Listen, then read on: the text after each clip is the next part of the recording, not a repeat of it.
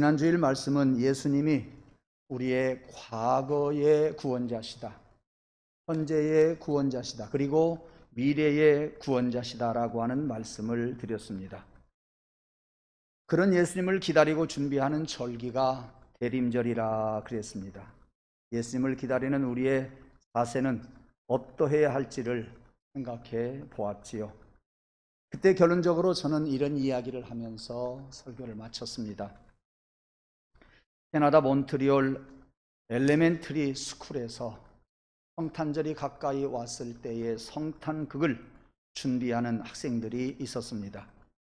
이 학교에서 성탄절을 맞이해서 성탄극을 준비하는데 랄프라고 하는 정신적인 장애를 가진 아이, 지적인 장애를 가진 그 학생이 나도 한번 해보겠다 이렇게 도전을 하니까 선생님과 그 많은 배역을 맡은 학생들이 고민을 하다가 선생님이 그에게 용기를 주기 위해서 배역 한 가지를 주었습니다. 무엇을 줄까?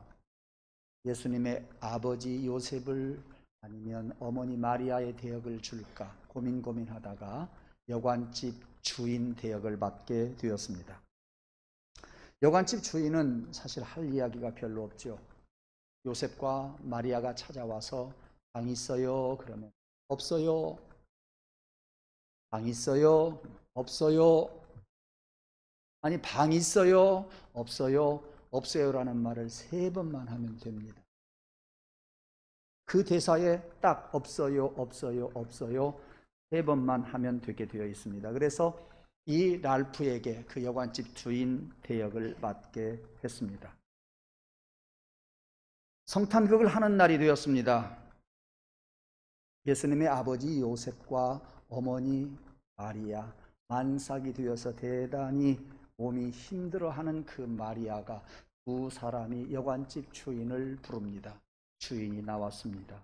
방 하나 주세요. 나온 대로 그 대사는 없어요 라고 랄프가 이야기했습니다. 잘했습니다. 누추한 것도 괜찮아요. 그곳이라도 주세요. 랄프는 또 대사대로 없어요. 예수님의 아버지 요셉은 큰일 났어요. 우리 아내가 금방 아이를 낳을 것 같아요. 네, 나 좀 도와주세요. 간절하게 요청하는 요셉의 소리를 듣고서 이제 랄프가 뭐라고 해야 됩니까? 없어요. 한 번만 하면 됩니다마는 랄프가 대사를 까먹었는지 말이 없습니다. 유심히 랄프는 예수님의 아버지 요셉을 그리고 마리아를 바라봅니다. 선생님이 긴장을 했습니다. 거기 대역을 맡은 친구들이 긴장을 했습니다. 그리고 많은 관객들이 숨죽여서 이 랄프를 지금 바라보고 있습니다. 큰일 났어요. 우리 아내가 아이를 곧 낳을 것 같아요. 날 좀 도와주세요. 다급한 이야기를 들었을 때에 대사가 없던 이야기를 랄프가 합니다. 숨죽였던 그가 요셉을 바라보면서 그래요. 제 방에 들어오세요. 내 방 하나 있어요. 그러면서 울음을 터뜨렸습니다. 저는 그때 이런 말을 드렸어요. 랄프가 성탄극을 준비하고 수차례 반복하면서 없어요, 없어요, 없어요 할 때 그의 마음에 많은 변화가 있었을 것이다. 많은 감동이 있었을 것이다. 그것이 대사에 나오는 이야기가 아니라 그의 이야기였을 것이다. 무엇이? 그래요, 내 방 있어요. 내 방으로 들어오세요 하는 그 이야기가 랄프의 진실한 이야기였을 것이라 그랬습니다. 저는 그때 제 방으로 들어오세요 하면서 정말 많이 울먹였습니다. 설교 마치고요. 어떤 사람이 그래요. 목사님, 뭐가 그렇게 힘드세요? 왜 설교 시간에 우세요? 그 말이에요. 네. 목사님이 나이가 들더니 약해졌어요? 에라이. 그렇게도 내 마음을 모를까? 저는 그 랄프의 마음이 이입이 됐어요. 왜? 랄프와 같이 내가 예수님에게 내 따뜻한 방을 한 번이나 놓아드렸을까? 내 마음의 방 속에 예수님을 모시고 살았을까? 이런 생각을 하니까 그동안 내 주님이 오실 방이 없었구나, 이런 생각도 하게 되었고, 랄프를 생각하면서 제 방 있어요 할 때 너무도 가슴이 찔렸어요. 그것을 모르고 목사님이 약해지셨어요. 여러분 기억하세요? 아직 약해질 때 안 됐어요. 약해질 때 안 됐어요. 예. 랄프같이 큰 방으로 예수님을 모시지 못한 자책을 하면서 설교 준비하면서 그것이 계속 제 가슴 속에서 요동을 치는 거예요. 그래서 제가 울먹이면서 제 방으로 오세요, 랄프의 대사를 제가 이렇게 하면서 울었습니다. 네. 대림절을 맞은 성도들은 우리의 마음 속에, 우리의 가정에, 우리의 삶 속에, 우리 교회에 주님이 한 가운데 들어오시도록 준비하자 그랬습니다. 우리가 예수님을 모시지 아니하면 예수님은 다른 데로 가야 돼요. 다른 여관집이 있으면 다행인데 그때는 천하에 호적을 하는 때라 다른 방도 없었을 거예요. 그러면 예수님이 어디로 가시라는 말입니까? 우리가 오늘날도 예수님을 모시지 아니하시면 예수님은 오갈 데가 없으시다, 그런 이야기예요. 그분이 우리 가운데 오시지 아니하면 무슨 문제가 생기느냐? 사역의 문제가 생긴다고 하는 거죠. 내 마음에 오시고 안 계시고 이것이 문제가 아니라 예수님의 사역이 이루어지지 않는다고 하는 말씀을 오늘 전하려고 합니다. 그래서 지난 주일의 말씀은 대림절을 맞은 우리 사랑하는 성도들이 예수님을 어떻게 맞이할 것인가, 우리 자신을 중심으로 해서 맞이할 준비를 하자고 하는 말씀을 드렸다고 한다면, 오늘의 말씀은 나의 삶의 현장에 오신 예수님이, 내 마음속에 오신 예수님이 내가 마련해 놓으신 자리에서, 내가 펼쳐드린 자리에서, 내가 준비해 놓으신 그곳에서 주의 뜻이 또 펼쳐지기를 원하는 그런 말씀을 전하려고 생각을 합니다. 예수님의 탄생을, 예수님을 모시기 위해서 잘 준비한 사람, 그 사람이 성경의 대표적인 사람이 세례 요한이고, 이러한 세례 요한의 이야기는 복음서에만 나오는 것이 아니라 여기 본문 이사야 선지자를 통해서 이미 예언되어져 있습니다. 세례 요한이 태어나기 전 700년 전 선지자 이사야는 예수 그리스도의 길을 닦아드리는 세례 요한으로서 그 세례 요한이 오게 될 것이라고 하는 것을 이사야 선지자가 지금 예언해 주고 있습니다. 성경에 보면 이렇게 세례 요한에 대한 예수님의 말씀이, 예언의 말씀이 참 많이 나오고 있어요. 오늘 본문 말씀입니다. 이사야 40장 3절에서 5절 말씀. 이것은 이사야 선지자가 메시아가 오시는 것을 준비하는 사람이 있었는데, 그 사람이 바로 세례 요한이라고 예언해 주고 있는 거예요. 그래서 세례 요한도 말하기를 너희는 주의 길을 닫고 그의 길을 고르게 하라. 주의 길을 닫고 그의 길을 고르게 하라. 마태복음 3장 1절에서 그렇게 말하고 있습니다. 두 번째, 세례 요한의 아버지 사가랴가 또 그것을 예언해 주고 있어요. 요한이 태어났을 때 누가복음 1장 67절에 보니까 아가야, 너는 가장 높으신 예수 그리스도의 예언자라 불릴 것이니 주님보다도 먼저 가서 그 길을 예비하거라. 예수님이 태어나기 전 이야기예요. 가장 높은 예수 그리스도의 예언자로 네가 불릴 것이니 가서 주님보다 먼저 그 길을 예비하라 했고, 세 번째, 제사장들과 레위인들도 세례 요한에게 찾아와서 이야기합니다. 당신이 누구냐? 라고 묻자 세례요한이 대답합니다. 나는 선지자 이사야의 말과 같이 주의 길을 곧게 하라고 광야에서 외치는 소리다. 이렇게 요한복음 1장 23절에서 대답하고 있습니다.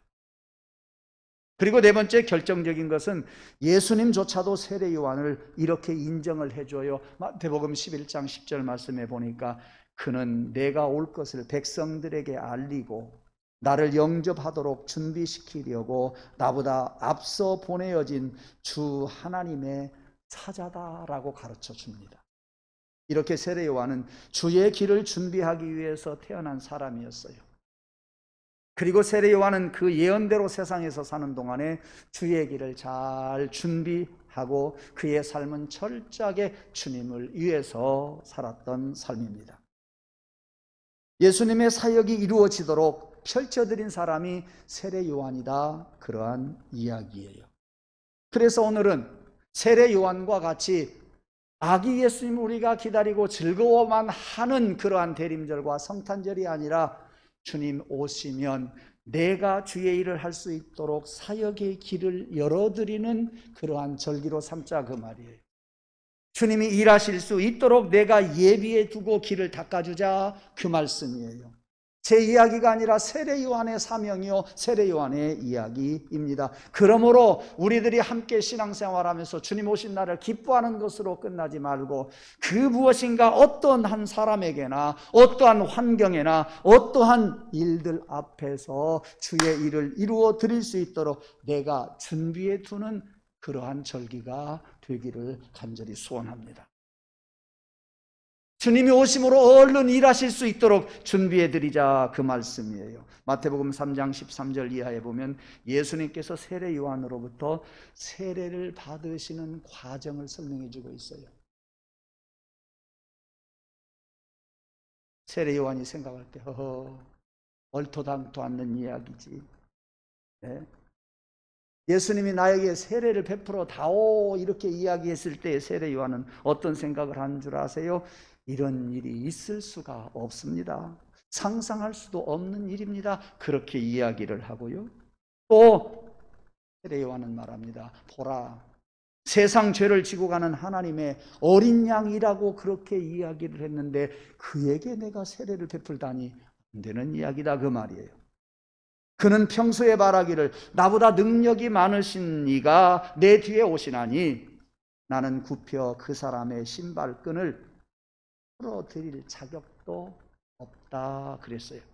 왜? 그분이 너무도 위대하셔서 그러니 그분이 나에게 세례를 주어야지 내가 어떻게 그분에게 세례를 주느냐. 지금 세례 요한은 깜짝 놀란 거예요.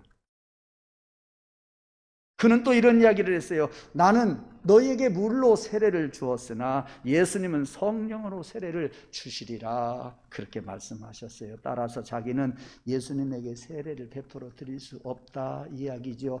용납이 안 된다 그 말씀이에요. 그래서 하는 말이 요한복음 3장 14절에서 내가 당신에게 세례를 받아야 됩니다 라고 예수님에게 다시 반응을 하잖아요. 그런데 결국은 어떻게 돼요? 예수님이 말씀하심으로 세례 요한이 예수님에게 세례를 베풀어 드립니다. 왜? 예수님이 말씀하시기를 이제 허락해라. 이제 세례를 나에게 베풀어 주어라. 우리가 이렇게 해야 하나님의 뜻을 이루는 것이 된단다. 이 말 한마디에 세례 요한은 우리 아이들 말로 해요 당해버리고 말았습니다. 다시 말하면 세례 요한이 예수님에게 세례를 베풀어 드린 까닭은 예수님이 말씀하시니까 이해가 돼서 하는 것이 아니라 그 말이에요. 주님이 말씀하셨으니까 순종하는 거예요. 그 말씀을 따르는 것이 하나님의 뜻을 이루는 일이기 때문에 따른 거예요. 나의 사고와 논리 이런 것들을 받아들이기 어려운 일들이 얼마나 많이 있습니까? 그래서 우리는 소통이 잘 안 됩니다. 그러나 기억하십시다. 내 생각과 내 사고에 안 맞다고 할지라도 주의 길을 하는 길이라고 한다면 하나님의 뜻을 이루어 드리는 일이라고 한다면 여러분들은 순종할 수 있기를 원합니다. 말합니다. 내 사고와 내 생각과 내 논리에 맞지 않는 일이라고 한다고 할지라도 그것이 주님의 뜻이라고 하면 순종하는 것, 그것이 주의 길을 예비하는 사람의 태도요, 성탄을 맞이하는 사람들의 올바른 자세라고 하는 이야기입니다. 내 생각과 내 주장을 계속 내세우면서 내가 주님을 어떻게 맞이할 수 있겠느냐, 그 말씀이에요. 예수님을 살리기 위해서는 나를 기꺼이 죽일 수 있는 사람, 예수님을 살리기 위해서는 내 생각을 내려놓을 수 있는 사람, 이런 사람이 주님의 길을 준비하는 사람의 태도입니다. 당연한 태도이지요. 주님의 말씀이 있으면 주의 뜻이 이루어지는 일이라고 한다면 당연히 내 생각을 접어두고 그리고 주의 뜻을 이루는 그 일에 순종해야 한다 하는 말씀입니다. 이렇게 주님의 길을 준비하는 마음의 자세가 오늘 우리의 삶의 현장에서 일어나기를 원합니다. 내 의지를 가지고 순종할 수도 있겠고, 믿음 있는 사람은 내 의지에 관계없이 어느새 주의 뜻을 이루는 순종을 하고 있으며, 내가 주의 뜻을 이루어 가는데 이 모양 저 모양으로 쓰임받는다고 하는 그것 때문에 우리는 기뻐하고 감사하는 그러한 삶이 되기를, 그러한 신앙생활이 되기를 주님의 이름으로 축원합니다. 그렇지 않고 알량난 내 자존심 때문에, 내 욕심 때문에 나를 죽이지 못하니까 예수님이 또다시 죽어야 된다 말씀이에요. 내가 죽으면 옆 사람이 살아요. 내가 죽으면 환경이 살아요. 내가 죽으면 교회가 살고요. 내가 죽어야 예수님이 산다, 그 말씀이에요. 여러분, 이 역설적인 진리를 여러분들의 신앙 고백으로 계속 이어지기를 주의 이름으로 축원합니다. 다시 말합니다. 예수님이 살기 위해서 내가 죽어야 되고, 교회가 살기 위해서 내가 죽어야 돼요.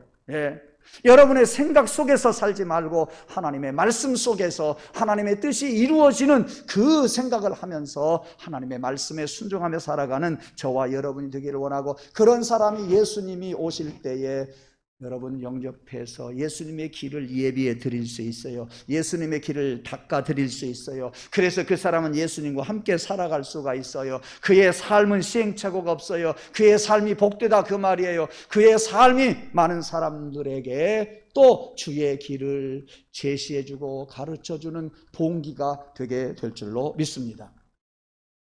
중요한 말씀이에요. 한 번은 세례요한의 제자들이 세례요한에게 와서 이야기를 해요. 선생님, 요단강 건너편에서는 선생님이 전에 얘기했던 그분이 세례를 주고 계시니까 모든 사람이 이리로 오지 않고 다 요단강 저편 그에게 가고 있습니다, 그랬어요. 그 이야기를 들었던 요한이 제자들에게 말합니다. 내가 맡은 일은 모든 사람이 그분에게로 갈 수 있도록 길을 준비하는 것이다. 나는 그리스도가 아니라 그분보다 앞서 보내심을 받은 사람일 뿐이다. 너희에게 분명히 말하지 않았느냐, 이렇게 이야기를 했습니다. 그리고 그는 이어서 말합니다. 그는 응하여야 하겠고 나는 쇠하여야 하리라. 여러분, 이게 보통 있을 수 있는 이야기예요. 여러분, 예수님보다 세례 요한이 형이에요. 먼저 왔어요. 그런데 그는 끝까지 환경이 많이 변함에도 불구하고 그는 흥하여야 하겠고 나는 쇠하여야 하리라 이야기하면서 그의 이인자됨을 이야기하고 있고, 그의 존재를 이야기하고 있고, 그가 해야 할 일을 절대 놓치지 않고 끝까지 해가는 것을 볼 수가 있습니다. 이렇게 예수님의 구원 사역은요, 전적으로 그의 뜻을 따른 일꾼들이 준비해 주어야 한다. 예수님의 구원 사역은요, 저와 여러분이 준비해 드려야 됩니다.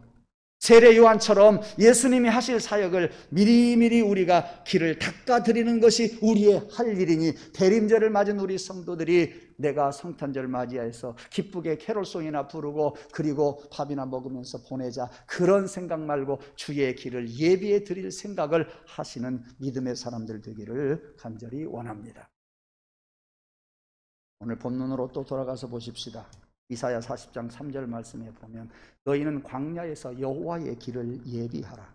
사막에서 우리 하나님의 큰 길을 평탄케 하라 그랬어요. 어제도 말씀을 준비하면서 여기 광야라고 하는 말, 사막이라고 하는 단어, 이 단어가 참 귀한 뜻을 지녔구나 하는 것을 깨닫게 되었어요. 그 뜻은 뭐냐? 그 의미는 뭐냐? 죽음의 땅, 심판의 땅이란 말이에요. 사막이라고 하는 말, 광야라고 하는 말은요, 여러분 사막과 광야는 좀 다르죠. 사막보다는 광야가 기름지가 조금 더 내리는 곳이에요. 그러나 분명한 것은 사막이나 광야나 식물들이 살기가 대단히 어렵고 척박한 땅이다, 그 말씀이에요. 그 땅은 죽은 땅이다, 심판의 땅이다 라는 의미입니다. 그 같은 땅에 하나님이 오신다는 거예요. 오늘 본문은 그러한 땅에 하나님이 오신다는 거예요. 다시 말하면 저주 아래에 있는 세상, 죄로 가득한 세상에 하나님께서 육신의 몸을 입고 올 것이라고, 그것을 미리 알려주려고 세례 요한을 보내겠다고 하는 것이 오늘 본문의 말씀입니다. 그러나 하나님께서 인간의 죄를 방치하신 채 세상을 구원하실 수는 없잖아요. 오직 죄가 처리되어야만이 진정한 하나님의 구원이 이루어지잖아요. 이 두 가지를 위해서 하나님이 친히 예수 그리스도를 메시아를 보내주시겠다 하는 것이 오늘 본문의 말씀 배경입니다. 이런 예수님의 구원 사역은 세례 요한처럼 우리들이 준비해 드려야 된다, 그런 이야기예요. 모든 인류를 위해서 육신의 몸을 입고 오실 예수 그리스도 메시아, 그분의 길을 우리들이 세례 요한과 같이 닦아드리자고 하는 거지요. 본문의 말씀은 이런 세례 요한이 오신다는 예언의 말씀이고, 이런 세례 요한의 이야기처럼 우리들도 이 대림절을 맞이해서 성탄절이 다가오기 전에 예수를 맞을 준비를 그렇게 하자 하는 이야기입니다. 그런가 하면 이사야 40장 4절 말씀에도 보니까 골짜기가 도두어지며 산마다 언덕마다 낮아지고 고르지 아니한 곳이 평탄케 되며 험한 곳이 평지가 될 것이라 그랬습니다. 이런 이야기를 들으면 이런 생각나요. 옛날에 군주들이 어느 길을 떠날 때에 길을 잘 닦아야 되지요. 골짜기를 메꾸고 언덕을 깎고 해서 길을 딱 닦아 놓으면 군주들이 그 길을 갑니다. 그러니까 선발대들이 먼저 가서 길을 닦아 두어야 된다, 그런 이야기예요. 네. 저는 오늘 제 말씀을 맺으려고 하면서 이런 말씀을 드리고 싶어요. 내 속에 있는 골짜기가 뭐냐? 내 속에 있는 골짜기가 뭐고 우리 집의 골짜기가 뭐냐? 우리 교회의 골짜기가 뭐고 내 삶의 골짜기가 무엇냐? 주님이 오셔서 그 길을 가실 수 있도록, 주님이 오셔서 나와 내 가정에 사역을 하실 수 있도록 우리는 마음을 열어야 돼요. 길을 닦아놔야 돼요. 여러분이 그것부터 준비하고 성탄절 맞기를 간절히 원합니다. 내 안에 또 높은 산들이 뭐냐, 그거예요. 깎아내려야 할 산이 있다, 그 말씀이에요. 내 안에 언덕과 같이 평지로 만들어야 할 부분이 있다, 그 말씀이에요. 그래야 예수님의 길을, 그렇게 해서 우리가 예수님의 길을 평탄케 해드리자 하는 것이 오늘 제가 드리고 싶은, 오늘 말씀이 주는 그러한 교훈입니다. 네. 여러분이 선발대가 되어서 여러분이 먼저 주님을 맞이할 수 있는 그런 마음을 가지시기를 원합니다. 여러분들이 주님이 사역할 수 있는 길을 열어드리기를 주의 이름으로 축원합니다. 그래서 이런 말씀 드리고 싶어요.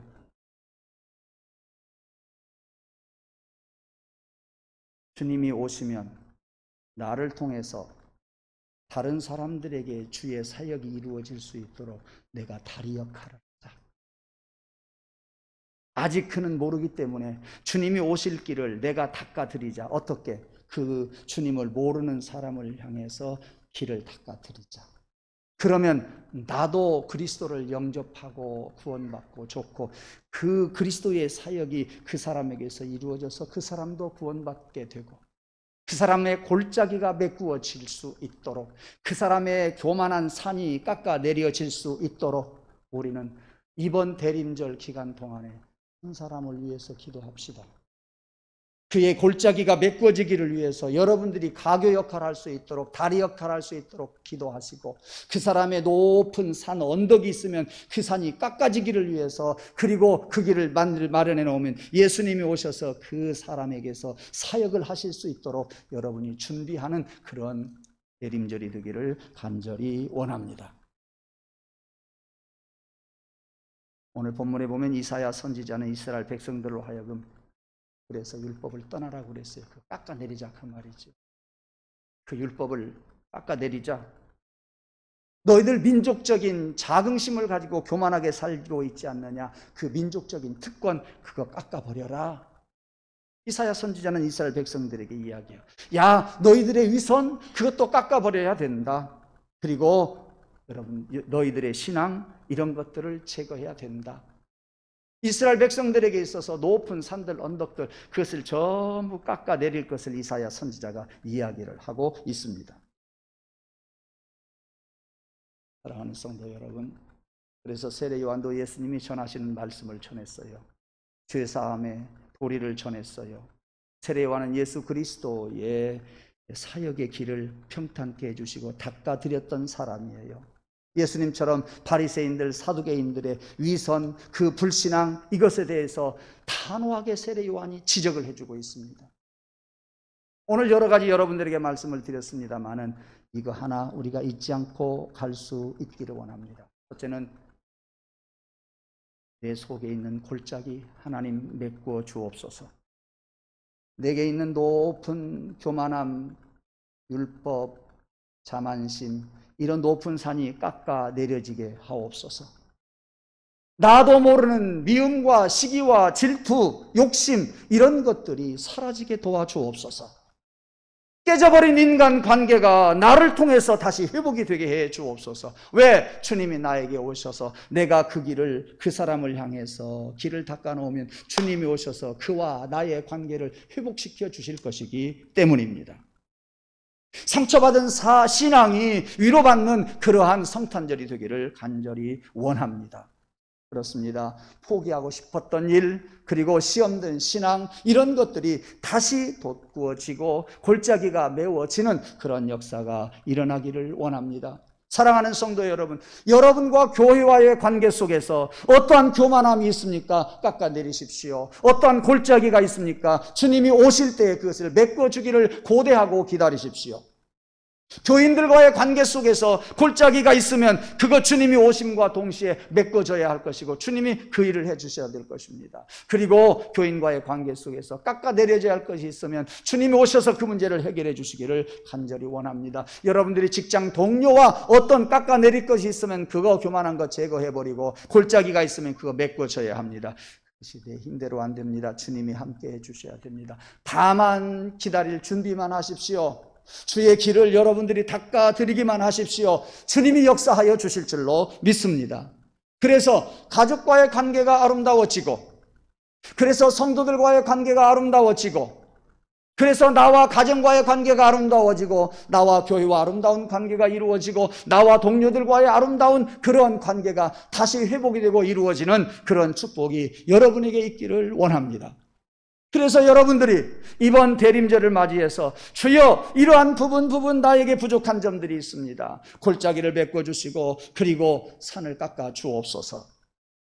그래서 우리가 다 같이 아름다운 마음들이 되기를 주님의 이름으로 축원합니다. 우리가 다 같이 이런 마음들이 회복이 되기를 주님의 이름으로 축원합니다. 전주 부탁합니다. 박수 치면서 찬양합니다. 아름다운 마음들이 모여서 주의 은혜 나누며 예수님을 따라 사랑해야지. 우리 서로 사랑해. 하나님이 가르쳐준 한 가지, 내 이웃을 내 몸과 같이. 미움 다툼 시기 질투 버리고 우리 서로 사랑해. 이 다음에 예수님을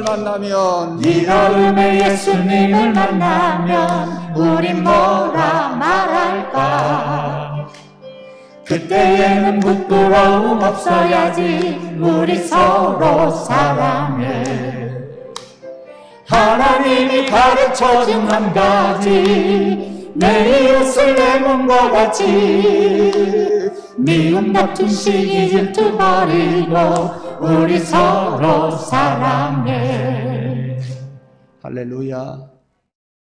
간절히 기도하는 마음으로 대림절을 보내십시다. 나를 위해서가 아니라 내 곁에 있는 그 어떤 사람을 위해서 주님이 오실 때 내가 그에게 역사하시도록 길을 닦아 드리리라. 길을 닦아 드림으로 그와 나와의 관계가 회복이 되고, 동료들과 나와의 관계가 회복이 되고, 교회와 나와의 관계가 회복이 되는 그러한 대림절, 그런 성탄절이 되기를 주님의 이름으로 축원합니다. 나를 통해서 주의 사역이 당신에게 펼쳐지기를 원하고, 옆에 있는 이웃들에게 펼쳐지기를 원합니다. 우리가 그러한 간절한 바람을 가지고 옆 사람에게 이야기합시다. 나를 통해서 주의 사역이 이루어지기를 원합니다. 시작.